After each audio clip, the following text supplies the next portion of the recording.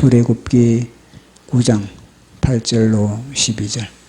출애굽기 9장 8절로 12절. 자, 우리 같이 합독하도록 하겠습니다. 시작. 여호와께서 모세와 아론에게 이르시되 너희는 화덕의 제 두 움큼을 가지고 모세가 바로의 목전에서 하늘을 향하여 날리라. 그 제가 애굽 온 땅에 티끌이 되어 애굽 온 땅의 사람과 짐승에게 붙어서 악성 종기가 생기리라. 그들이 화덕의 재를 가지고 바로 앞에 서서 모세가 하늘을 향하여 날리니 사람과 짐승에게 붙어 악성 종기가 생기고 요술사들도 악성 종기로 말미암아 모세 앞에 서지 못하니 악성 종기가 요술사들로부터 애굽 모든 사람에게 생겼습니다. 그러나 여호와께서 바로의 마음을 완악하게 하셨으므로 그들의 말을 듣지 아니하였으니 여호와께서 모세에게 말씀하신과 같더라. 아멘. 기도하겠습니다. 성삼위일체 하나님 아버지, 오늘도 이 공간에 어김없이 많은 천사를 대동하시고 우리 예배를 받으시기 위하여 자정하심을 감사합니다. 성령 하나님 아버지께서 우리 심령을 주정하시고 하나님의 말씀의 현장으로 우리를 이끌어 주시고 우리 각 사람의 심령에 하나님의 영으로 깨달음으로 지각으로 빛으로 가득 채워 주시옵소서. 혼돈과 공허와 깊은 흑암이 우리의 심령에 주님의 말씀을 통하여서 온전하게 질서가 잡히게 하여 주시고 하늘의 의미가 채워지게 하여 주시고 모든 어둠이 물러나게 하여 주시고 하나님 창조의 역사가 이 시간에 일어나는 그런 사건이 일어나기를 원합니다. 우리 몸과 우리의 가정과 우리의 삶의 모든 터전에 주님의 말씀하심으로 말미암아 빛이 있었고 주님의 말씀하심으로 말미암아 모든 피조세계가 생겼고 주님의 말씀하심으로 말미암아 모든 질서가 잡혔던 것과 마찬가지로 하나님의 말씀에 능력이 있습니다. 하나님의 말씀에 권세가 있습니다. 아멘 할 때 하나님 그 말씀이 우리 속에서 강력하게 역사하는 사건이 일어나게 하여 주시옵소서. 말씀을 전하는 제 자신도 온전한 주님의 대언자 되기를 원하나이다. 제 입에서 나가는 메시지가 온전한 사람의 말이 아니라 예수 그리스도의 지정이가 되게 하여 주시옵소서. 예수 그리스도의 생명이 되기를 원합니다. 성령 하나님 아버지께서 저를 사로잡아 주시고 성령의 불로서 성령의 불방망이로서 성령의 빛으로서 성령의 창조의 역사를 일으키는 이 공간 되게 하여 주시옵소서. 모든 것 감사 영광 돌리며 예수님 이름으로 기도드리옵나이다. 아멘. 우리는 이겼습니다. 집사님 오랜만입니다. 예. 우리는 계속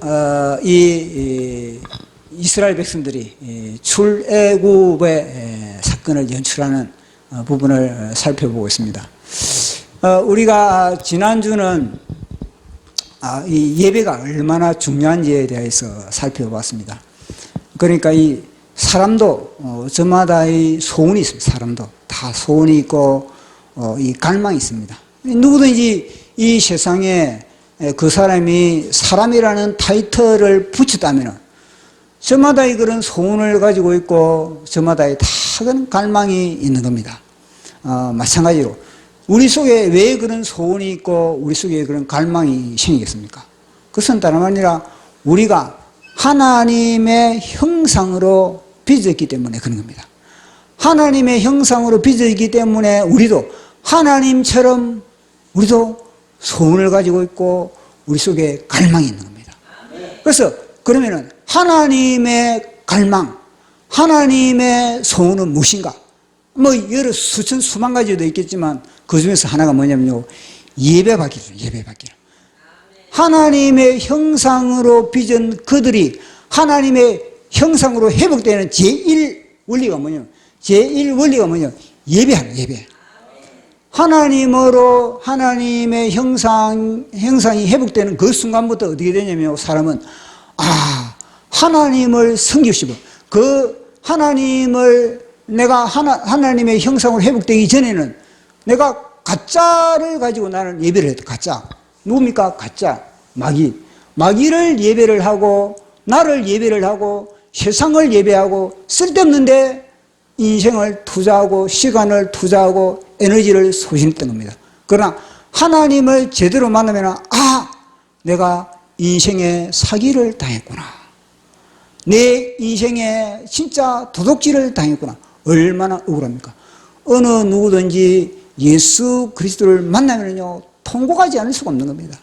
제대로 예수님을 못 만나니까 통곡이 안 나오는 겁니다. 멍청하니까. 제대로 예수님을 만나면 왜 통곡하는가? 내가 사기당했어. 내 인생에 사기를 당했다는 겁니다.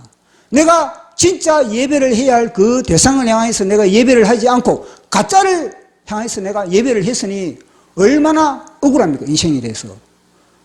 그 억울한 인생을 갖다가 어디서 보상을 받겠습니까? 누군데? 사람인데 가서 보상을 받겠습니까? 어디서 보상을 받겠습니까? 그러니까 억울한 겁니다. 그래서 문제는 제대로 정신을 차려야 되겠다. 제대로 내가 섬길 대상을 내가 찾아야 되겠다. 그래서 제대로 예배의 대상을 찾는 것이 뭐냐면 하나님. 하나님의 예배의 대상을 찾으니까 비로소 뭐냐면요. 내가 이제는 죽어도 괜찮다. 하나님을 제대로 만난 사람들의 입에서 종이란 고백이 뭐냐면요. 내가 이제 죽어도 원이 없다. 왜냐면요. 진짜 내가 예배할 대상을 만났거든요. 하나님을 제대로 예배한다는 것 자체는 하나님과 한 몸이 됐다는 겁니다. 그래서 뭐냐면 내가 이제는 죽어도 한이 없겠구나. 왜냐면요. 하나님을 제대로 만나지 못한 상태에서 가짜를 예배하고 사기당하는 그 심령은요. 나의 죽음에 대해서 두려움을. 내가 죽으면 어디 갑니까?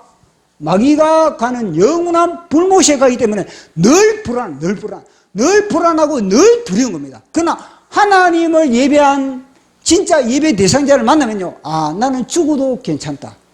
나는 어떤 사건을 당하도 괜찮다. 왜냐?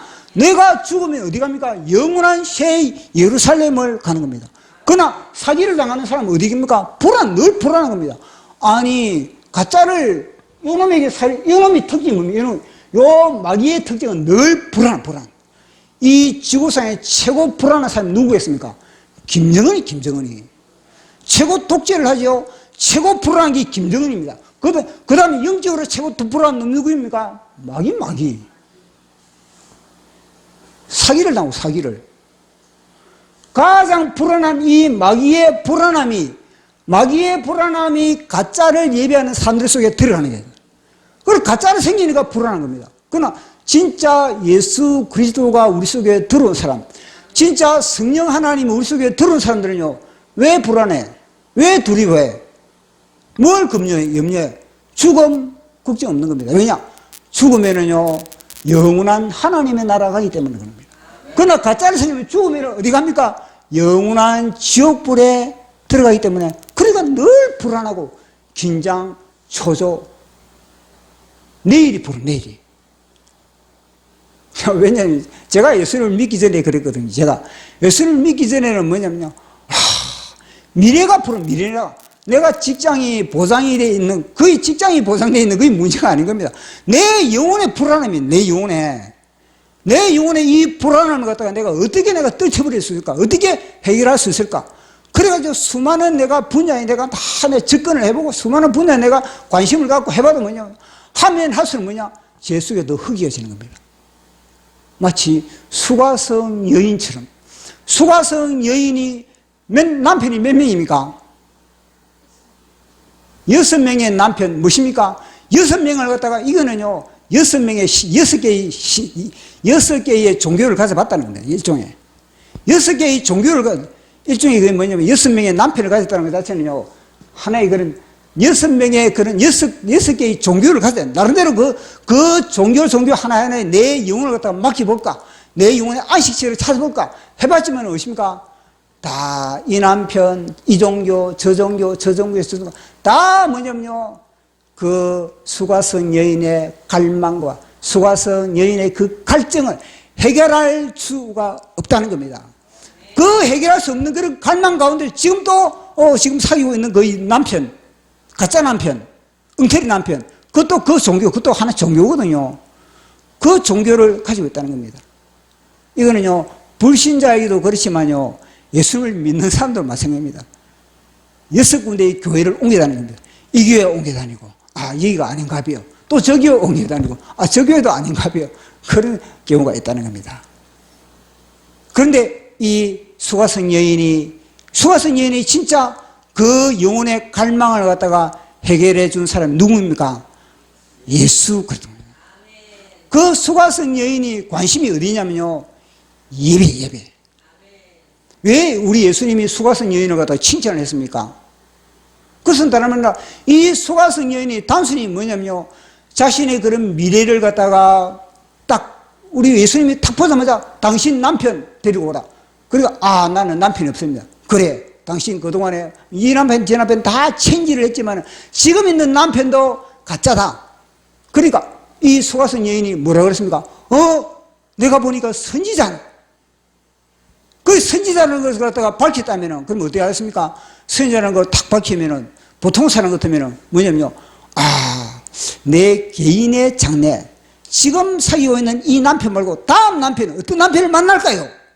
어디 가면은 그런 남편을 만날 수 있습니까? 인천에 가면 그런 남편을 만날 수 있습니까? 아니면 대구에 가면 그런 남편을 만날 수 있습니까? 그런 남편의 직업이 무엇입니까? 그런 남편 나이는 몇 살입니까? 그런 남편의 외면은 어떻습니까? 아, 이런 질문을 해야 되지 않겠습니까? 관심이 그런 남편. 그런데 이 수가성 여인의 관심이 질문이 무엇입니까? 예배. 수준이 다르 수준이. 그 여인의 관심이, 평소에 관심이 어디에 있느냐? 나는 지금 누구를 예배해야 되는가? 하나님을 예배하느냐? 가짜를, 마귀를 예배하느냐? 사기꾼을 내가 예배하느냐? 그 예배에 목마름이 있는 여인이 수가성 여인인 겁니다. 예배에 목마름이 있습니까? 주님은요, 예배에 목마른 영혼을 찾는 겁니다. 보십시오. 주님이 왜 그 사마리아 땅으로 그렇게 갔습니까? 평소에는 사마리아 땅으로 그걸 안 갔는데 왜 그 시간에 사마리아 땅에 그 우물가에서 주님이 기다렸겠습니까? 그 예배에 대한 목마름을 가지고 있는 그 수가성 여인을 만나기 위해서 그 현장에서 기다린 겁니다. 그래서 우리 주님이 무엇입니까? 예배 드리는 자. 나는 예배 드리는 자를 찾는다. 신령과 진정으로 예배 드리는 그를 찾는다. 그것이 바로 수가성 여인이거든요. 주님의 목마름은 예배 드리는 자를 찾고, 우리의 목마름도 뭐냐면요, 주님을 갖다가 예배하고자. 서로 이 목마름이 뭐냐? 아다리가 돼야 되는 거거든요. 그만큼 이 예배가 중요한 겁니다. 신령과 진정으로 생명 다 바쳐 예배하셔도 돼요. 그래야 뭐 생명 다 바쳐 예배를 안 하니까 요놈을 만나지. 요놈을 제대로 생명을 걸고 예배를 해봐라니까요. 그래야만 진짜 하나님을 만나지. 십자가의 예수 그들을 만나는 거는요, 진정으로 내가 예배를 할 수 있는 그런 갈망을 가졌을 때 진짜 십자가의 예수 그리스도를 만날 수가 있는 겁니다. 예수 그들을 제대로 못 만나니까 이 남편 저 남편, 이 교회 저 교회, 이 종교 저 종교 떠돌아다니지. 여기를 제대로 만난 사람이 어떻게 다른 종교에 갈 수 있겠습니까? 다 싸구려인데 다 보십시오. 맛을 봤는데, 예수 그들의 십자가의 맛을 봤는데 세상에 무슨 종교를 가지고 나를 갖다 사기친단 말입니까? 웃기지. 온 천을 다 갖다 줘봐라. 예수 그들을 내가 만났는데 온 천을 다 가지고 너희들 유혹을 해봐라. 보십시오. 우리 예수님 뭐랬습니까? 돌로 떡덩이가 되어라. 성전에서 뛰어내리라. 나를 예배하라. 그러니까 뭐냐? 우리 예수님은요, 벌써 예배에 대해서 알고 있는 겁니다. 하나님에 대해서. 그러니까 한 방에 사탄아 물러가라. 사기꾼아 물러가라. 누굴 예배해야 되는데? 진짜 예배에 대해서는 하나님인데 하나님을 예배해야지. 너 인간 새끼가 뭐 예배에서 샀느냐? 그 당시에도요, 우리 예수님을 찾아온 분이 누굽니까? 천사로 가장한 사탄인 겁니다. 뿔 달고 온 게 아니라니까요. 가장 먼저 신방을 온 놈이 누구냐? 천사로 가장한 놈이라고. 그 당시 예수님이 그런 뿔 달고 오시면 맨 먼저 보면 사탄아 물러가라 그러지. 왜 예수님이 유혹하는 그놈과 말 그랬겠습니까? 첫방에 펀치 날라버리지. 뭐냐, 그놈이요, 천사로 가장해가지고 우리 예수님을 편들고 있는 겁니다. 먼저 와죠. 예수야 40일 동안에 얼마나 혼자서 굶는다고 외로운 이 광야에서 외롭게 홀로 굶는다고 힘쓰고 애쓰고 그렇게 너 그렇게 고독했느냐? 내가 먼저 왔다. 내가 신방 왔다. 그러니 보통 정신이 깨지 않으면 무엇입니까? 아이고 나를 알아주는구나. 이 고독함을 알아주는구나. 나의 외로움을 알아주는구나. 이 사기꾼들이 원래 뭐냐면요, 상대의 외로움을 파고드는 겁니다. 상대의 고독함을 파고드는 겁니다. 고독함을 파고들고 내가 너를 알아준다. 내가 너를 갖다가 위로한다 하면서 걸려들지. 왜냐? 예수님 못 만났으니까 걸려들지. 제대로 예수님을 만나면 그런데 걸려들겠습니까? 처음에 볼 때는 쏙지. 그러나 파고들고 들어가도 이 새끼가 사기네. 이 새끼가 이 털이 있네. 그러지 않겠습니까? 제대로 못 만나니까 뭐냐면, 진짜를 못 만나니까 자꾸 가짜에 속지. 진짜를 만났는데, 진짜의 맛을 보는데 왜 가짜에 속습니까? 왜 가짜에? 진짜의 맛을 못 보니까 문제지. 진짜의 맛을 못 본 사람은요, 진짜를 내가 맛보기를 원합니다. 예수 그리스도를 맛보기를 원합니다. 이 집사님, 그 길을 안 보시면 예수 그리스도를 내가 맛보기를 원합니다. 진짜를 내가 맛보기를 원합니다. 내 사기당하지 않기를 원합니다. 진짜를 만나보십시오. 진짜를 만나면 가짜들을 보면 웃긴다니까요. 진짜를 못 만나니까 자꾸 헤매고 있는 겁니다. 그러니까 설교는 뭐냐? 첫째는 뭐냐? 설교는 연설이 아니다. 예? 연설은 뭐냐면 일방적으로 연설하는 거거든요. 일방적으로. 근데 설교는 뭐냐? 대화다. 대화. 우리 예수님 보시오. 우리 예수님이 이 성경 말씀이 다 대화. 소아성 여인과의 대화. 그거 설교. 가는 곳마다 우리 예수님은 대화를 했습니다. 왜냐면요, 대화를 했을 때 뭐냐? 상대 속에 있는 그런 그 사람의 갈망이 진짜 무엇인지, 그 사람의 원하는 것이 무엇인지. 우리 예수님이 질병을 치료해도 낫고자 원하느냐? 대화. 아니, 낫고자 원하지 않는 놈에게 무슨 우리 예수님이 일어나 걸어라. 눈을 떠라. 이러라. 요구와 자기의 그런 갈망이 없는 사람에게 무슨 그런 소원을 줄 수가 있겠습니까? 우리 예수님 뭐냐? 야, 너 낫고자 하느냐? 야, 너 진짜 예배 드리고자 하느냐? 야, 너 진짜 예수 그리스도를 만나기를 원하느냐? 그 대화. 그래서 수가성 여인이 그렇게 예배에 갈망이 있었던 것 마찬가지로 그 예배에 갈망하는 자를 우리 주님이 찾으시는 겁니다. 그런데 그 예배를 이 바로는 오늘 제가 또 그림을 그렸습니다. 뭐냐면요, 모세와 아론은 하나님의 교회. 그러면은 바로는 뭐냐면요, 교회를 대적하는 세력인 겁니다. 근데 이 중간에 또 중간에 뭐냐면요, 마치 라오디게아 교회와 같은 그런 교회가 있는 겁니다. 그것이 뭐냐면요, 바로에게 속한 교회. 지금 이야기를 하면은 잘 이해가 안 갈 겁니다. 설교를 들어보면은 나중에는 이해가 갈 겁니다. 자, 지난주에 그렇게 우리 주님은 예배를 드리기를 원한데, 그 예배를 방해한 사람이 누구였습니까? 바로의 세력은, 바로는 사단입니다. 사단은 예배 드리는 것 자체를 갖다가 너무너무 싫어하는 겁니다. 예배 자체가 아예 체질에 안 맞는 겁니다. 그러니까 가짜 예배를 이제 드리는 겁니다. 자기를 섬기라고 그러거든요. 이거는 바로는. 근데 이스라엘 백성들이 뭐랍니까? 모세가 나가지고 아니야, 여호와 하나님을 섬기라. 그러니까 이 바로가 안 했습니까? 열불이 나는 겁니다. 안 보내주는 겁니다. 그래서 예배를 드리는 자와 그리고 또 그 예배를 방해하는 자, 그 예배를 방해한다는 것 자체는요, 그만큼 하나님을 대적하는 것과 마찬가지입니다. 보십시오. 엘리 제사장의 두 아들은 어릴 때부터 뭐냐면요, 하나님으로부터 이야기를 다 들은 겁니다. 하나님에 대한 이야기, 하나님에 관한 이야기만 들은 겁니다. 하나님을 만나지 못한 겁니다. 예수 그리스도를 만나지 못한 겁니다. 엘리 제사장의 두 아들은. 실제로 만났다면 그들이요 그런 엄청난 죄악을 저지르겠습니까? 그럼 못 만나. 관한 이야기만, 제사장의 아들이니까 마치 목회자의 아들처럼 관한 이야기만 들었으니까 뭐냐면요, 실제로 하나님을 만난 경험이 없는 겁니다. 실제로 하나님을 만난 경험이 없는데 무슨 예배를 드리겠습니까? 예배를 드려도 그것이 뭐냐면 형식적이고 가짜는 가짜. 그 실제로 예배 드리는 사람들을 갖다가 방해하는 그것이 바로 엘리 제사장의 두 아들인 겁니다. 그러니까 예배를 방해하는 그 엘리 제사장과 그 가문은 어떻습니까?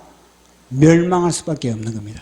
그만큼 예배가 민감한, 예배, 지금은요, 지금 이 시대 싸움이, 뭐, 그때나 지금이나 뭐냐면, 태초부터 사실 지금까지 예배 전쟁. 누구를 향해서 예배를 하느냐. 그 예배 전쟁을 치르는 것이 이 세상인 겁니다. 그래서 제대로 내가 예배를 드리느냐, 아니면 내가 사기를 당하느냐, 그것을 우리는 늘 분간을 해야 되는 겁니다. 자, 오늘은 또 한 가지 이제 재앙인데, 무슨 재앙이 떨어지냐면요, 이 독종이 온 사람들에게, 또 짐승들에게 독종이 임하는 겁니다. 근데 그 독종이 임하는 게 자체가 뭐냐면요, 그저 뭐냐면 하나님이 모세에게 이야기를 하고, 과정이 뭐냐, 하나님이 모세에게 이제 말씀을 주고, 하나님 모세를 말씀을 주면은 모세는 그 말씀을 받아가지고 이제는 바로에게 그것을 전해주는 겁니다. 자, 이 과정을 끊임없이 반복적으로 하고 있는 겁니다. 이게 뭐냐면요, 선지자가 얼마나 중요하다는 거예요. 선지자가 없으면은, 하나님으로부터 말씀을 받는 선지자가 없으면은요, 이 모든 사건들이, 애굽에 내렸던 그런 모든 재앙들이, 이번에는 독종이에요, 독종. 종기. 사람의 몸에 종기가 생겨, 종기가. 그럼 이 종기의 재앙은, 뭐 지금부터는 암도 하나의 그런 종기고, 온 피부에 이런 종기가 생기는 겁니다. 그런데 이 종기가 뭐냐면, 모세가 바로에게 가가지고, 만약에 내 백성들을 내보내지 않으면은, 내 백성들을 갖다가 올바르게 예배하게 만들지 못하면은 너희 민족에게, 너희 백성에게 온몸에 독종이 생길 것이다. 이 말을 하지 않고 바로 무엇입니까? 하나님은 곧바로 독종을 바로 심판할 수 있는 겁니다. 그런데 모세에게 그 말을 하고, 그래 모세는 또 그 말을 갖다가 바로에게 전달하고, 이게 반드시 필요한 겁니다. 왜냐면요, 만약에 그 애굽 땅에 독종이 임했다 그러면요, 이 바로는 이것은 우연인가 보다. 이거는 환경이 오염돼서 그런가 보다. 요즘 환경이 안 좋으니까 뭐 피부병이 많이 생기고 막 그러지 않습니까? 그처럼 뭐냐, 이거는 우연히 뭐인가 보다. 다 우연으로 다 돌려버린 겁니다. 그러니까 이것은 이 재앙은 우연이 아니다. 이 재앙은 너희들이 예배를 방해하기 때문에, 너희들이 예배를 방해하기 때문에 생기는 독종이다. 그걸 갖다가 정확하게 말씀해 주었는 겁니다. 그러니까 이 선지자가 얼마나 중요한 것인지 보십시오. 하나님의 모든 메시지는요, 단순히 우리에게 던져줄 때는 선지자를 통해서 우리에게 메시지를 던져주는 겁니다.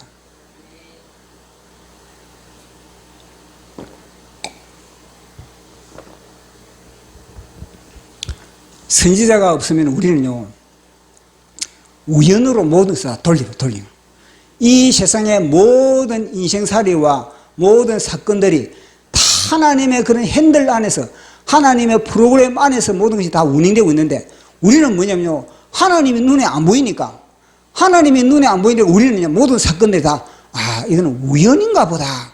다 우연으로 다 돌려버린 겁니다. 자, 보십시오. 아브라함이 이제 자기 조카 롯은 소돔 땅에 들어갔습니다. 자기를 떠났습니다.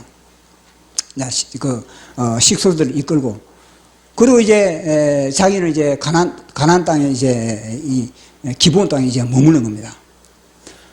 그렇게 머무르실 때 북방의 연합군이 이제 그 가나안 땅을 휩쓸면서 자기 조카 롯을 갖다가 잡아가지고 그렇게 이제 굴비처럼 엮어가지고 북방으로 이제 끌고 갔습니다. 노예에게 간 겁니다. 자, 그때 아브라함이 뭐냐면요, 318명의 식솔들을 갖다가 군사를 이끌고 야음을 틈타가지고 그 북방 연합군을 공격해가지고 자기 조카 롯을 갖다가 구출해 온 겁니다. 자, 그걸 구출해 왔을 때 보십시오. 구출해 왔을 때 누구를 만났냐면요, 멜기세덱을 만났습니다. 하나님의 제사장 멜기세덱을 만난 겁니다. 하나님의 제사장 멜기세덱을 딱 만나니까 그 멜기세덱이 딱 하는 말이 뭐냐면요, 여호와 하나님께 영광 돌리라. 여호와 하나님께. 여호와 하나님께 이것은 영광을 돌리라.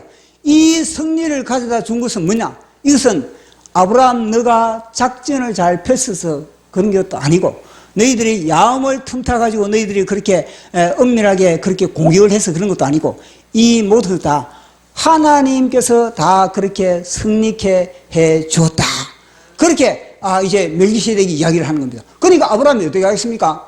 아브라함의 생각은 야, 이거는 나의 식소들을 갖다 잘 훈련을 시켜가지고 그리고 우리가 적전 전략과 전술을 잘 짜서 그래가지고 우리가 저 북방 연합군을 우리가 공격을 해가지고 내 조카로서 우리가 구출해 왔다. 여기에 무게 중심을 많이 둔 겁니다. 물론 아브라함이 그거 할 때 뭐 하나님께 기도 안 했겠습니까? 물론 하나님께 기도하고 다 그렇게 했지만 그러나 아브라함의 입장에서는 뭐냐면요, 하나님에 대한 것은 절대 비중보다는 뭔가 자신의 그렇게 자신들의 그런 군사들의 그런 용맹성, 그것도 야음을 틈탄 그런 또 전략, 전술, 여기에 대해서 그들은 생각을 하고 있었던 겁니다.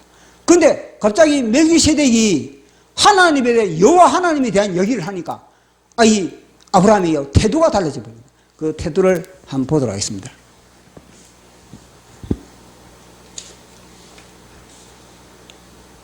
창세기 14장 19절 20절 시작. 그가 아브라함에게 축복하여 이르되 천지의 주제시오 지극히 높으신 하나님이여 아브라함에게 복을 주옵소서.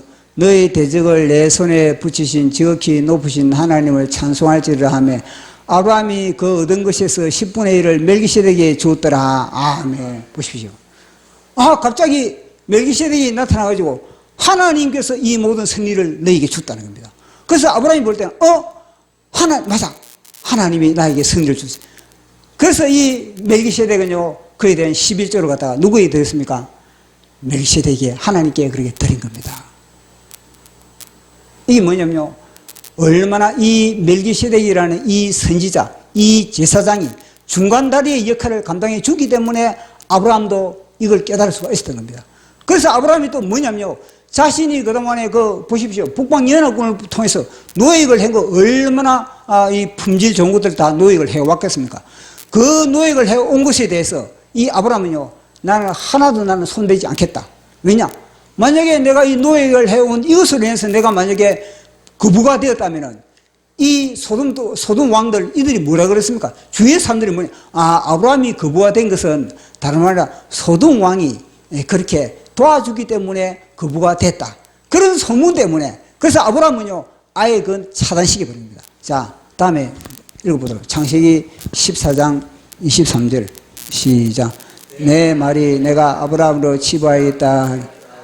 내게 속한 것은 하늘나라기도 아니하리라. 아멘. 보십시오. 아브라함은 뭐냐면요, 오직 모든 것을 하나님으로부터 내가 받겠다는 겁니다. 축복을 받아도 나는 사람에게 내가 손 안 내밀겠다는 겁니다. 사람으로부터 나는 손 내밀고 또 나의 축복이 뭐냐, 사람으로부터 왔다는, 나 그런 평가도 받지 않겠다. 나는 오직 하나님으로부터 나는 평가를 받고 하나님으로부터 나는 복을 받겠다. 아니 보십시오. 내가 생명을 걸고 내가 그 전투에 투입을 했는데, 그 싸움을 벌였는데, 그러면요, 내 생명에 대한 가치를 갖다가 챙겨야지. 다 사람들이 그러지 않겠습니까? 내가 생명을 내가 걸었으니 그 생명에 대한 그런 거에 대한 그 대가를 내놔라. 내 이 정당한 것이다. 누구나 다 그럴 거 아니겠습니까? 그런데 아브라함이 이걸 포기했던 이유가 무엇입니까? 하나님. 나는 하나님으로부터 나는 승부를 보겠다는 겁니다. 왜냐? 멜기세덱을 통해서 뭐냐? 하나님이 일거수 일투족 나를 지켜보고 있는구나. 우리 예배 현장뿐만 아니라 우리 예배 이 현장에도 하나님이 일거수일투족 지금 이 메시지를 듣고 우리 마음속에 우리 생각 속에 파장들 이 모든 것을 하나님이 그걸 갖다가 그만 감찰하겠습니까?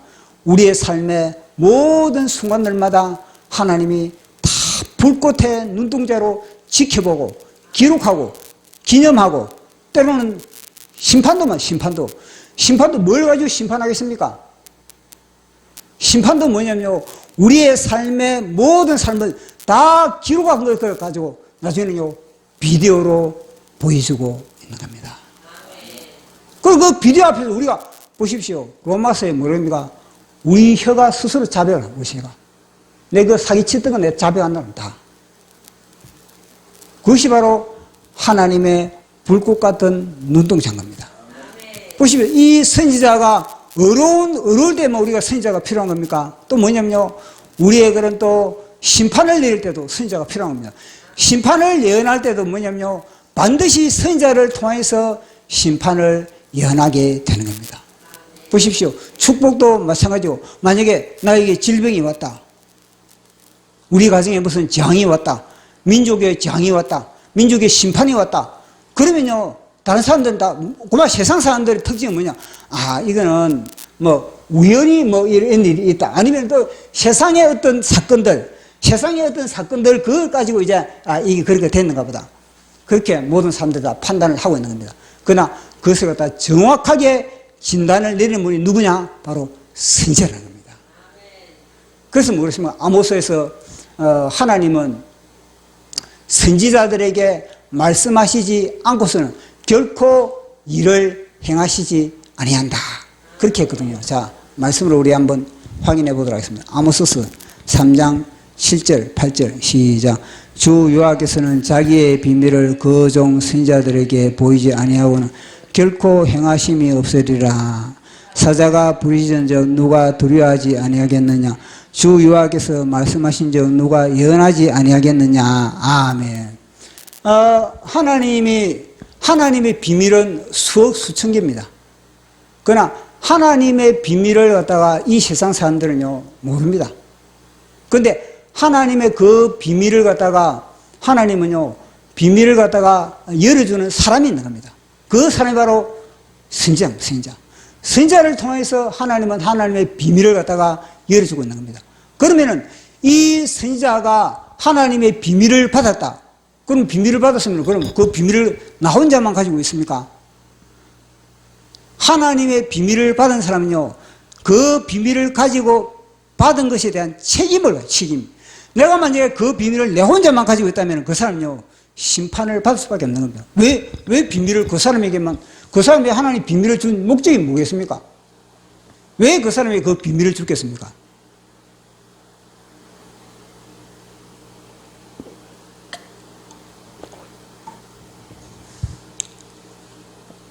그 비밀을 준 이유는 뭐냐면요, 내가 그 비밀을 갖다가 많은 사람들에게 알려라.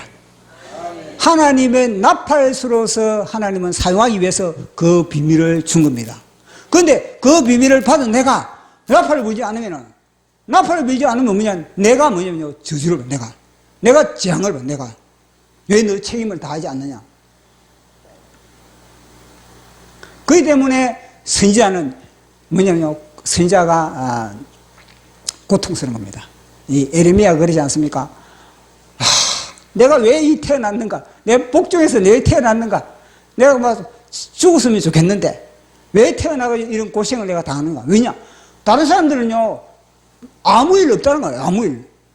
세상 돌아가는 것 자체가 뭐 아무 일이 있나? 뭐 오늘도 오늘이고 내일도 뭐 오늘처럼 그렇게 보존될 것이고 다 그렇게 전혀 무관심한 상태로 그렇게 살아가는 것이 세상 사람들인 겁니다.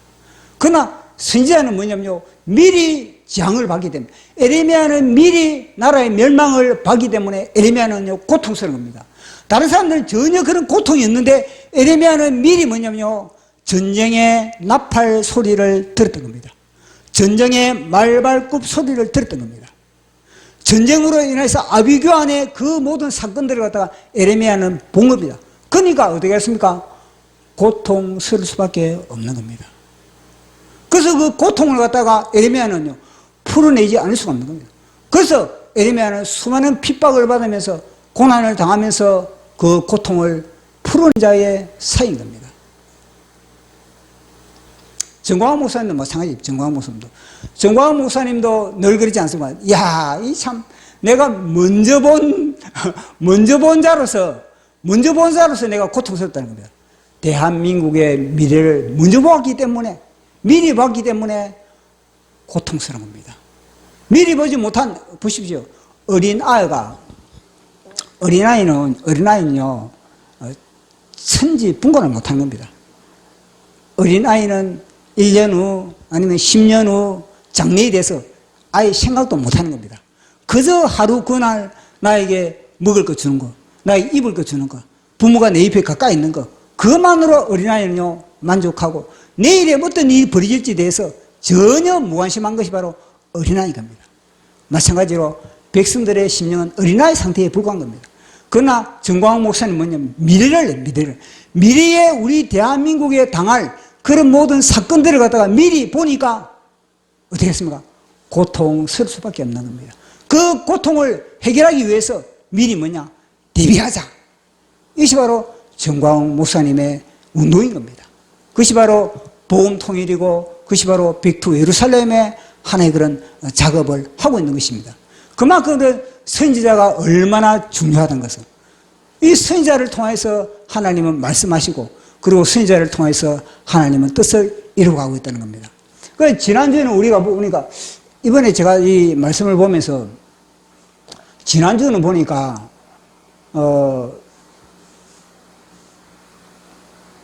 가축에 그렇게 파리가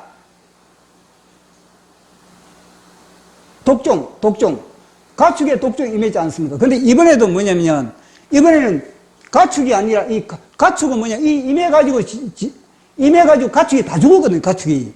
모든 가축, 집집마다 가축은 다 죽은 겁니다. 근데 이번에는 뭐냐면, 짐승이에요, 짐승. 이거는 가축이 아니고, 이번에는 뭐냐면, 짐승이에요, 짐승. 사람과 짐승. 그러면은, 애굽에 있는 그런 모든 짐승들은요, 다 죽는 겁니다. 사람은 사람의 일종의 그런 죽지는 않았지만, 그러나 독한 종기를 인해서 고통을 당했지만, 그러나 짐승들은요, 죽어나가는 겁니다. 이것이 이때만 그렇겠습니까?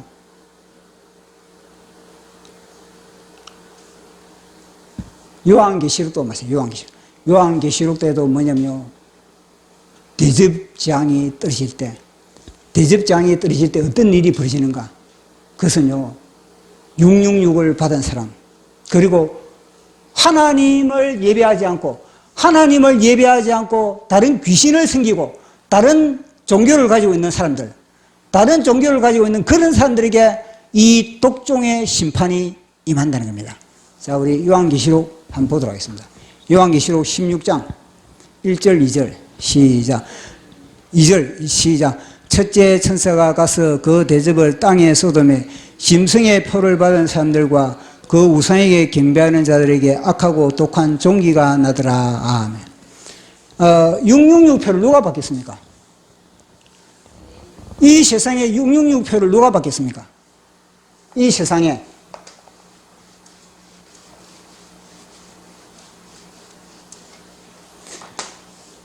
이 세상에 666표를 짐승의 표를 받는 사람은, 이 짐승의 표를 받는 사람은 뭐냐면요, 이놈을 섬기는, 짐승을 섬기는, 마귀를 섬기는, 귀신을 섬기는 그런 모든 세상 사람들, 그런 종교들은 다 짐승의 표를 받을 수밖에 없습니다. 우리는요, 이미 하나님의 인을, 성령의 인을 우리는 치는 겁니다.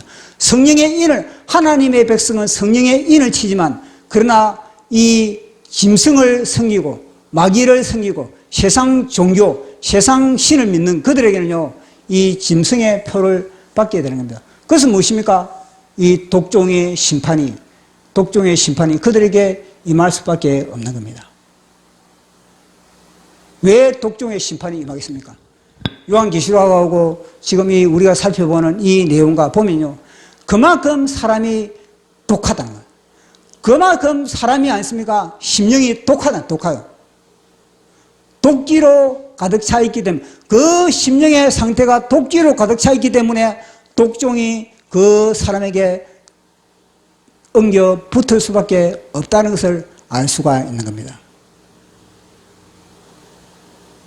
자, 오늘, 그러면은, 이제, 아까 전에 제가 그림을 그렸듯이, 지금 뭡니까?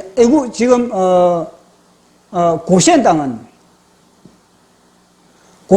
구별이 되거든요. 고시엔 땅은 구별이 됐는데, 자, 그러면은, 이스라엘 사람이면서,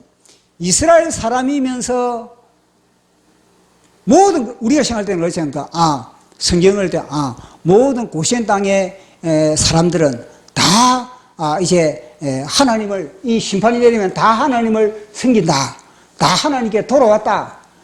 그렇게 생각을 하거든요. 자, 그러면은, 일제 때, 자, 보십시오. 일제 때 우리 대한민국 사람이면서 일본 편에 속한 대한민국 사람이 없었습니까? 일제 때, 이거는요, 단순히 먼 이야기가 아니라, 자, 일제 하에서 우리 대한민국 사람이면서 일본의 정책과 일본의 그 모든 기조에 합해가지고, 그래가지고 대한민국 사람을 핍박한 사람, 대한민국의 그런 애국자들, 그런 독립운동가들, 그들을 핍박하고 그들을 잡아들인 사람이 없습니까? 있었죠. 그때와 마찬가지입니다. 그때. 자, 이때도 뭐냐면요, 애굽에 속한 사람, 이스라엘 백성들이면서 애굽에 속한 겁니다. 또 정책이 그렇고, 보시면 바로가 뭐냐면 이스라엘 백성들을 회유하기 위해서, 이스라엘 백성들을 효율적으로 통치하기 위해서 어디 가 있습니까? 이스라엘 백성들이 아니십니까? 미끼를 내 소화에 들어올 미끼를 던지는 겁니다. 그런데 그 미끼를 묶는 사람들은 뭐냐면요, 바로가 이용을 하는 이용을. 느부갓네살 왕도 어떻게 합니까? 다니엘과 사드락과 메삭과 이 사람들 갖다가 좋은 대우를 해주고, 결국 뭐냐면요, 내 소화에, 내 정책에 그런 한 이용물로 사용하기 위해서 그렇게 한 겁니다. 이때도 바로가 아니니까, 바로가 이스라엘 백성들 중에 좀 똘똘한 사람들, 그 사람들을 갖다가 다 차출해가지고 최고의 대우를 해, 최고의 대우를 해주면서 결국 그들을 통해서 뭐냐, 이스라엘 백성들을 갖다가 통치한다든지, 이스라엘 백성들을 갖다가 다스린다든지, 그런 정책을 사용하는 겁니다. 그때나 지금 마찬가지라니까요. 이때나 보십시오. 역사는 돌고 다 다시 되풀이되는 겁니다. 이때나 일제 때나 느부갓네살 왕 때나 매국노가 있지 않습니까? 마찬가지입니다. 이때도. 지금은 안 그렇습니까? 지금은 안 있습니까? 문재인 편에 속한 교회 없습니까? 똑같다니요, 지금. 그렇게 교회를 19명 들어라, 그렇게 핍박을 해도 그 편에 속해 있는 목회자들이 있다니까요. 그런 교회가 있다니까요. 보십시오. 그런 교회들이 애굽의 그 땅에도 동일하게 있다는 겁니다. 그런 교회가 무슨 교회냐? 요한계시록에 나오는 라오디게아 교회라는 거예요. 제가 서명을 받으면서 뭐냐면은 당신 교회 목회자가 애국 설교 안 합니까? 그러니까 우리 교회 목사들은 침묵합니다. 그 부분에서는 침묵하고 오직 성경 글자만 이야기를 한다는, 성경 글자만. 나라와 민족에 대해서는 전혀 그런 설교를 안 한다는 겁니다. 자, 그러면은 그런 교회, 왜 그렇게 목사가 그러면 모르겠습니까? 목사가 우리 대한민국의 시국에 대해서 알고 있는 겁니다. 지금 주사파가 얼마나 대한민국을 장악하고 있는 것을 갖다가 인식하고 있는 겁니다. 인식하고 있으면서 왜 그런 설교를 못한 겁니까? 교회에 주사파가 앉아있고, 교회에 민주당을 찍는 사람들이 몇 프로, 한 10%에서 한 20% 치자. 그런 사람들이 앉아있기 때문에 그렇다는 겁니다. 근데 그런 사람들에게 내가 만약에 애국 설교를 하면 그런 사람들이 어떡합니까? 교회를 나가버려.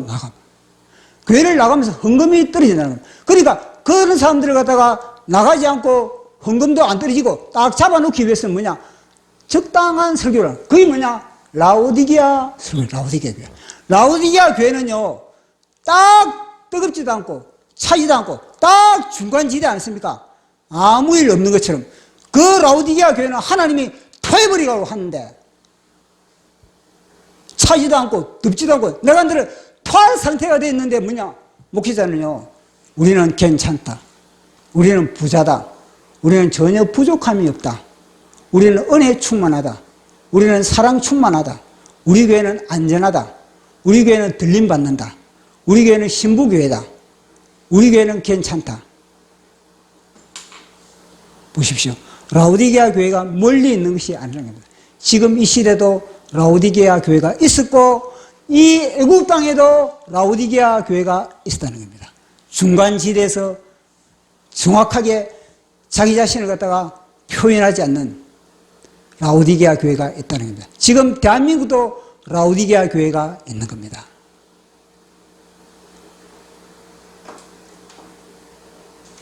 민족의 위기를 갖다가 이야기를 하면 성도들이 떨어지고 헌금이 떨어지고 교회에 분란이 있고 보십시오. 그 교회에 이단이 들어오면 그 이단을 가만두고 있습니까? 주사파보다 강한 이단이 어디 있습니까? 주사파보다. 주사파가 김일성 종교의 그런 하나의 그런 이단인데 김일성 종교보다 큰 지금 우리 대한민국에서 김일성 종교보다 큰 이단이 어디 있습니까? 근데 그 이단은 가만두고 다른 이단 뭐 신천지라든지 뭐 하나님의 교회라든지 그런 것들은 다 뭐냐면요, 우리 교회는 이단 못 들어온다. 아니 우리 교회는 주사파 못 들어온다. 이게 첫 번째지. 첫 번째가 주사파는 못 들어온다. 이게 해야 되지 않겠습니까? 주사파가 정권을 잡고 주사파가 정권을 잡고 주사파가 정책을 시행하고 있는 그런 지금 심각한 상황인데 그에 대해서는 경각심을 이야기를 하고 있지 않는 그런 교회가 라오디게아 교회인 겁니다.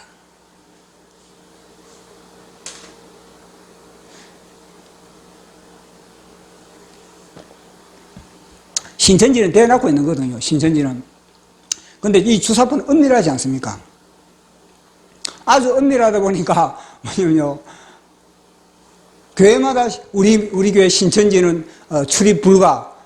사실은 뭐냐면요, 신천지가 중요한 게 아니라 진짜 신천지도 그렇지만은 이 시대는 뭐냐면요, 우리 교회 주사파 출입 불가 이래야 되거든요. 이리 그렇게 해야만이 진짜 사람들이 뭐냐, 왜냐 주사파가 10대 종교의 하나니까